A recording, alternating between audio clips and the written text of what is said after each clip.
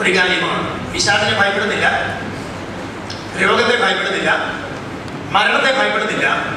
ദൈവമക്കളുടെ ഇടയിൽ സാത്താൻ ജയമെടുക്കുമോ, സാത്താൻ അവരെ വഞ്ചിക്കുമോ എന്ന് ഭയപ്പെട്ടുകൊണ്ടിരിക്കുകയാണ്. Praise the Lord.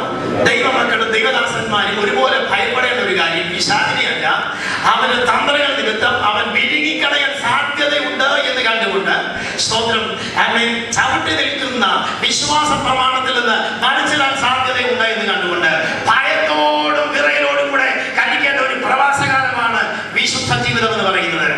ഞാൻ ദൈവത്തെ സ്തുതിക്കുന്നു, സ്തോത്രം ചെയ്യുന്നു. സർപ്പം എങ്ങനെയാ വഞ്ചിച്ചത്? അവൻ കൊണ്ടുവന്ന ഉപായം ഉപകരിക്കാം. പഴം കാണാൻ നല്ലത്, തിന്നാൻ രുചികരമായത്, പിന്നെ മൂന്നാമതൊരു കാര്യം കൂടെ തിന്നാൻ ജ്ഞാനം വർദ്ധിക്കാൻ കാമ്യമായത്. സ്തോത്രം. ഈ മൂന്ന് കാര്യങ്ങളും ദൈവം നിഷേധിച്ച കാര്യങ്ങളല്ല. കണ്ടാൽ നല്ല കാര്യങ്ങൾ കാണാനാണ് ദൈവം ഭൂമിയിൽ വെച്ചിരിക്കുന്ന പല കാര്യങ്ങളും. സ്തോത്രം. രുചിച്ചാൽ നല്ല രുചിയുള്ളത് ദൈവമാണ് തന്നിരിക്കുന്നത്. ജ്ഞാനം വർദ്ധിക്കണം എന്ന് കർത്താവ് ആഗ്രഹിക്കുന്നു. എന്നാൽ പ്രശ്നം അതല്ല. സ്തോത്രം. ദൈവം അവൻ വിലക്കിയതിനെ, ദൈവം വേണ്ടെന്ന് പറഞ്ഞതിനെ രുചികരമാക്കിയും മനോഹരമാക്കിയും ദൈവജനത്തിന് മുമ്പിൽ പ്രസന്റ് ചെയ്യുന്നത് സാധാന്യവഞ്ചനയാണ്. ഞാൻ ദൈവത്തെ സ്തുതിക്കുകയാണ്. വിരാജിപ്പാൻ ഈ ദിവസങ്ങൾ ദൈവത്തിന്റെ ജനം അവൻ ആത്മാവിൽ പ്രാർത്ഥിക്കട്ടെ. കർത്താവിന്റെ കണ്ണുകൾക്ക് അവൻ ശരിയായ കാഴ്ചപ്പാട് നൽകണമേ. എന്റെ ഹൃദയത്തിന് ആത്മാവിന് വിവേചനം നൽകണമേ. അവൻ സാത്താന്റെ വഴിയിൽ പെടുവാനെ കെട്ടിയായി തീരുന്നത് അവൻ ദൈവത്തോട് ആഴമായി പ്രാർത്ഥിക്കുന്നതായ ഒരു കാലഘട്ടമായി ഞാൻ ദൈവത്തെ സ്തുതിക്കുകയാണ്. യേശു ക്രിസ്തുവിനേക്കാൾ വലുതെന്തുണ്ട്? യേശു ക്രിസ്തുവിനേക്കാൾ വലുത് എന്തെങ്കിലും ഉണ്ടോ ഒരു ദൈവവേദന? ഒന്നുമില്ല. ശ്രദ്ധിക്കണേ. യേശു ക്രിസ്തുവിനേക്കാൾ വലുത്. ഞാൻ യേശു ക്രിസ്തു പറഞ്ഞ ഏറ്റവും പെട്ടെന്ന് ചില ചിന്തകൾ ഉയരുന്നു എനിക്കറിയാം. കഴിഞ്ഞ ദിവസങ്ങളിൽ ദേവദാസന്മാർ പ്രസംഗിച്ചതായ വേദഭാഗത്ത് നിന്ന് 1-2 പേരോട് സംശയം ചോദിക്കുകയുണ്ടായി. 1-2 ക്ലാരിഫിക്കേഷനോട് അർത്ഥം വേണ്ടി കൂടിയാണ് ഞാൻ ശ്രദ്ധിക്കുന്നത്. യേശു എന്ന് പറഞ്ഞാൽ ക്രിസ്തു എന്ന് പറഞ്ഞാൽ രണ്ടും ഒരാൾ തന്നെയാണ്. സ്തോത്രം. എന്നാൽ യേശു എന്ന് പറഞ്ഞാൽ അവൻ ശരീരമെടുത്ത് ജഡധാരിയായി ഭൂമിയിൽ വസിച്ചവനാണ് യേശു. അവൻ 33 വയസ്സിൽ മരിച്ചു. പക്ഷേ ഉയർത്തെഴുന്നേറ്റു. ദൈവത്തിന് മരിക്കാൻ കഴിയില്ല. സ്വർഗത്തിലിരിക്കുന്ന ദൈവത്തിന് ഒരിക്കലും മരിക്കാൻ പറ്റില്ല. അതുകൊണ്ടാണ് നമ്മുടെ മുസ്ലിം സഹോദരന്മാർ ചോദിക്കുന്നത്, ദൈവം മരിക്കുമോ? നിങ്ങൾ പറയുന്നു യേശു ദൈവമാണെന്ന്. അങ്ങനെയാണെങ്കിൽ ദൈവം എങ്ങനെ മരിക്കും എന്ന് ചോദിക്കുന്ന ചോദ്യം അതാണ്. എന്നാൽ നമുക്കുള്ള സമാധാനം ഇതാണ്. സ്വർഗത്തിൽ നിന്നും പരിശുദ്ധാത്മാവിൽ അതേ മറിയയുടെ ഭൂമിയിലായിരിക്കുന്ന മറിയയുടെ ഉദരത്തിൽ ജനിച്ചതായ യേശു എന്നവൻ മനുഷ്യന്റെ രൂപവും ശരീരവും സാദൃശ്യവും എടുത്തു പാപം കൂടാതെ ഭൂമിയിൽ പിറക്കുവാനിടയായി. അവനത്ര യേശു കർത്താവ്. എന്നാൽ അവൻ മരിക്കണമെന്നുള്ളത് തിരുവെഴുത്തിൻ പ്രകാരം അതെ പ്രവാചകന്മാർ മുഖാന്തരം അറിയിച്ചിരിക്കുന്നതുകൊണ്ട് വീണ്ടെടുപ്പിനായി അവൻ നമുക്ക് വേണ്ടി മരിച്ചു. എന്നാൽ അവൻ ഉയർത്തെഴുന്നേൽക്കുകയും ചെയ്തു. അവൻ വ്യാപരിക്കുന്ന ശക്തിയോ ക്രിസ്തുവിന്റെ ശക്തി അത്രേ. സ്തോത്രം. മശിഹ എന്ന പഴയ നിയമത്തിലും പുതിയ നിയമത്തിലും ക്രിസ്തു എന്ന് പറഞ്ഞ ആ ദൈവത്തിന്റെ അതേ ശക്തിയും സത്തയുമാണ് അവൻ വ്യാപരിച്ചുകൊണ്ടിരുന്നത്. ഭൂമിയിലായിരുന്നപ്പോൾ അവൻ ലിമിറ്റേഷൻസ് ഉണ്ടായിരുന്നു എന്ന് മാത്രം. ഭൂമിയിലായിരുന്നപ്പോൾ യേശുവിന് പലസ്തീന്റെ തെരുവിധിയിൽ മാത്രം എത്തിക്കാൻ കഴിയുന്നുള്ളൂ. പക്ഷേ അവരുടെ ദൈവത്വം മാറിപ്പോയിട്ടല്ല. സ്തോത്രം. അവൻ ലിമിറ്റേഷൻ ഉണ്ടായിരുന്നു. അവൻ ഉയർത്തപ്പെട്ട് കഴിഞ്ഞപ്പോൾ, അവൻ എടുക്കപ്പെട്ട് കഴിഞ്ഞപ്പോൾ ഭൂമിയിലെല്ലായിടവും ഒരുപോലെ സഞ്ചരിക്കാൻ കഴിയുന്ന ദൈവത്തിന്റെ അതേ സർവ്വവ്യാപിത്വം അവരുടെ വ്യാപരിക്കുകയും അങ്ങനെ അവൻ വ്യാപരിച്ച് നമ്മുടെ മധ്യത്തിൽ ഇപ്പോൾ വന്നുകൊണ്ടിരിക്കുന്നു. ഞാൻ കർത്താവിനെ സ്തുതിക്കുക. സ്തുതിച്ചാട്ടെ. യേശുവിന്റെ നാമത്തിൽ ചെയ്യാം. ഹല്ലേലൂയ. യേശുവിന്റെ നാമത്തിൽ അങ്ങനെ കർത്താവിനെ നാം മഹത്വപ്പെടുന്ന അല്പസമയം കരങ്ങളെ അടിച്ച് ദൈവത്തെ മഹത്വപ്പെടുത്തിക്കാട്ടെ.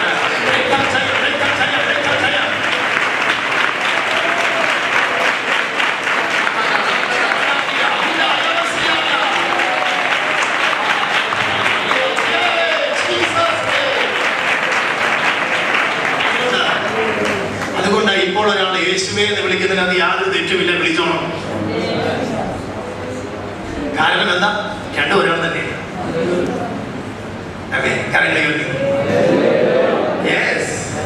ധൈര്യമായിട്ട് പറയാം യേശുവേ.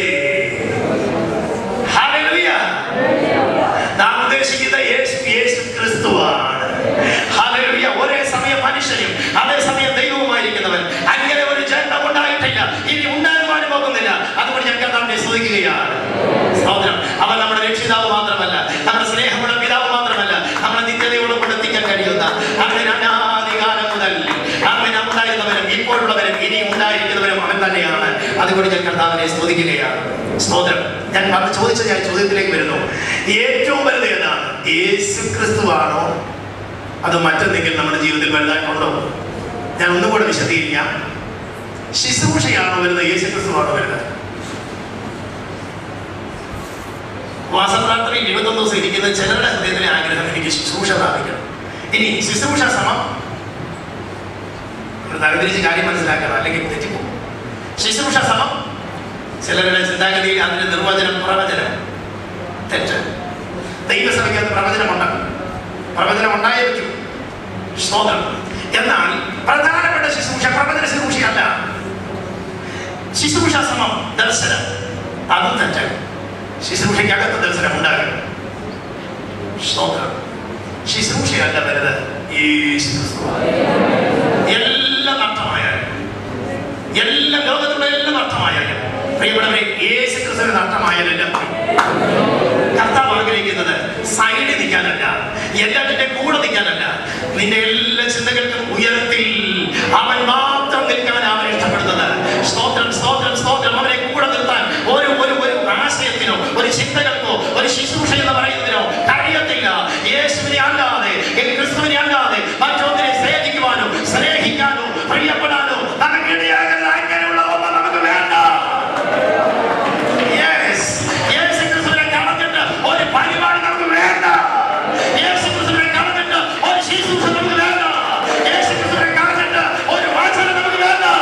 യേശു ക്രിസ്തുവിനെ കളഞ്ഞിട്ട് ഒരു ആത്മാവിനെ നമുക്ക് വേണ്ട.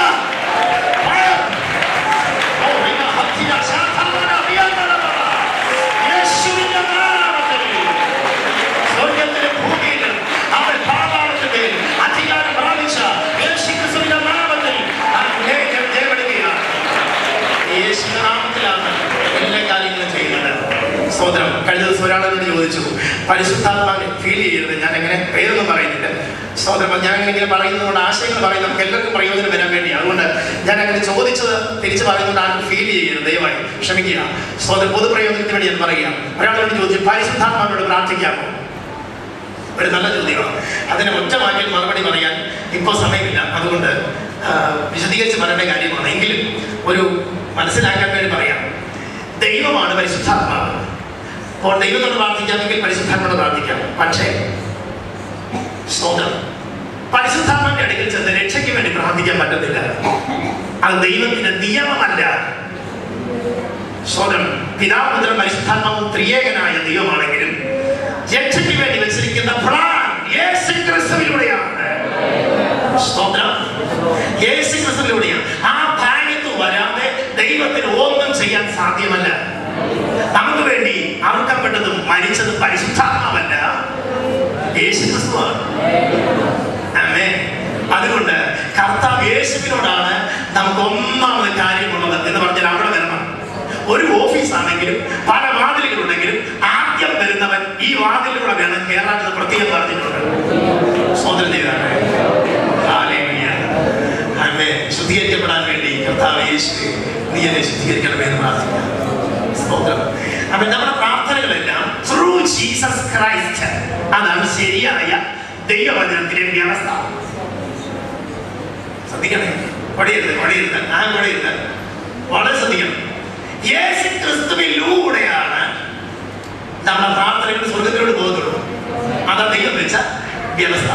പരിശുദ്ധ ആത്മാവിൽ നിറഞ്ഞാണ് പ്രാർത്ഥിക്കേണ്ട ദൈവസഭ. സ്വന്തം ചെയ്യാം. പരിശുദ്ധാത്മാവിൽ നിറഞ്ഞ് ആരോടാണ് പ്രാർത്ഥിക്കുന്നത്? പിതാവിനോട് പ്രാർത്ഥിക്കുക. രക്ഷയ്ക്ക് വേണ്ടി യേശുവിനോട് പ്രാർത്ഥിച്ചു. തുടർന്നുള്ള കാര്യങ്ങൾ പിതാവിനോട് പ്രാർത്ഥിക്കുക. യേശു ക്രിസ്തുവിലൂടെ ത്രൂ ജീസസ് ക്രൈസ്റ്റ് പരിശുദ്ധാത്മാവിൽ നിറഞ്ഞ് പിതാവിനോട് നാം പ്രാർത്ഥിക്കുന്നു. അപ്പോഴൊരു കാര്യം, പരിശുദ്ധാത്മാവിനോട് പ്രതി സ്തോത്രം. പരിശുദ്ധാത്മാവ് ഞങ്ങൾക്ക് ഒരു വ്യക്തിയാണ്. അവരുടെ കൂടെ സഞ്ചരിക്കാൻ ആഗ്രഹിക്കുന്നവരാണ്. അവൻ കൂടെ നടക്കുന്ന ആളുകൾ വർത്താനം പറയണ്ടേ?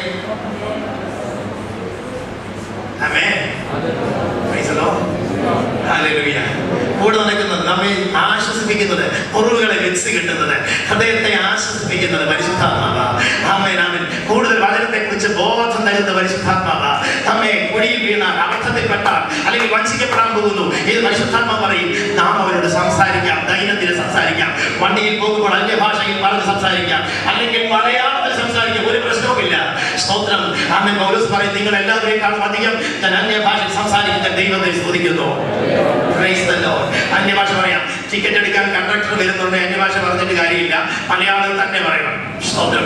ആമേൻ. ഞാൻ പറഞ്ഞത് ബസ്സിൽ കയറിയാൽ, വണ്ടി ഓടിച്ചുകൊണ്ടിരിക്കുമ്പോൾ ഒക്കെ നമുക്ക് അന്യഭാഷ പറഞ്ഞ് കർത്താവിനെ സ്തുതിക്കാം.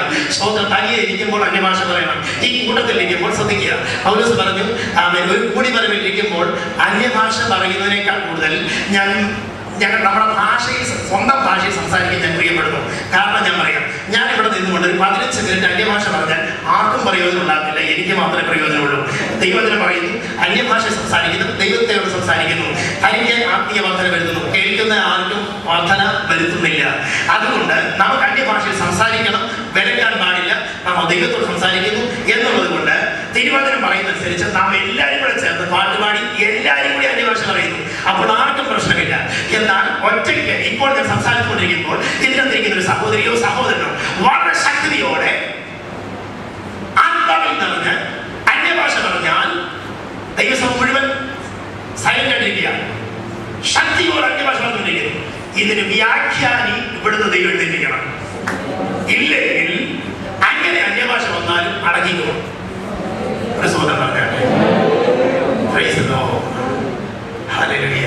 മനസ്സിലായി എന്ന് ഞാൻ ചിന്തിക്കുന്നു. കാരണം ശുശ്രൂഷകളും കൃപാവരങ്ങളും കാണിക്കുമ്പോൾ ദൈവം പരിജ്ഞാനം കൂടെ നൽകുന്ന ദൈവമാണ്. ഇവിടെ എന്തെങ്കിലും കുഴപ്പമുണ്ടായെന്നല്ല ഞാൻ പറഞ്ഞത്, നാം അത് മനസ്സിലാക്കണം. ഭാവിയിൽ നമ്മൾ മനസ്സിലാക്കേണ്ട വിഷയമാണ്. ആമേൻ. സമാധാനത്തോടെ കർത്താവിനെ സ്തുതിക്കാം. ഓ കർത്താവേ, അഗ്നി എന്നിൽ കത്തട്ടെ, അശുദ്ധിയെല്ലാം ചാരമാകട്ടെ, ഞാൻ തിളങ്ങുന്ന മുത്താകട്ടെ. അശുദ്ധിയെല്ലാം ചാരമാകട്ടെ, ഞാൻ തിളങ്ങുന്ന മുത്താകട്ടെ. ഒരു വൃക്ഷത്തെ ഫലം കൊണ്ടാണ് അറിയുന്നത്. യേശു പറഞ്ഞു ഒരു വൃക്ഷത്തെ ഫലം കൊണ്ടറിയാം. പ്രിയപ്പെട്ടവരെ, ഒരു മർമ്മം ഞാൻ പറയാം, ഒരു മർമ്മം പറയാം. ദയവായി ഒരു അണിയനെ പോലും എന്നെ ശ്രദ്ധിക്കട്ടെ. പരിശുദ്ധാത്മാവിനെ പ്രാപിക്കുന്ന ചില പ്രിയപ്പെട്ടവർ